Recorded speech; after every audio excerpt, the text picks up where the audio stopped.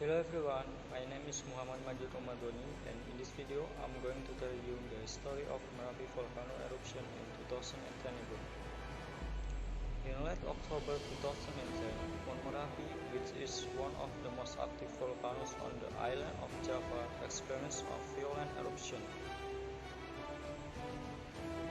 A rumbling sound was heard, and this mountain began to expel material from the bowels of the earth, such as hot clouds, lava, gravel, ash, and stones.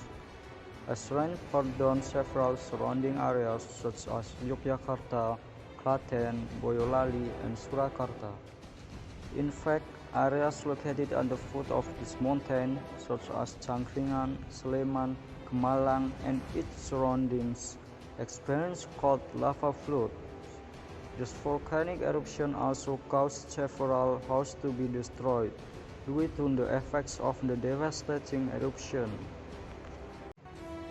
From this incident, it was recorded that 277 people died in the special region of Yogyakarta, and 109 people died in the central Java region, including the caretaker of One Merapi, Mr. Majid.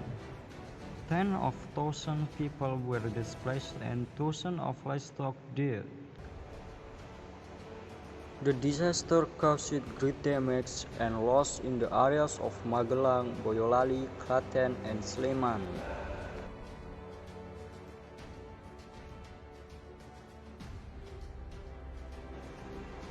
Since the eruption, Mount Merapi has never erupted on a large scale.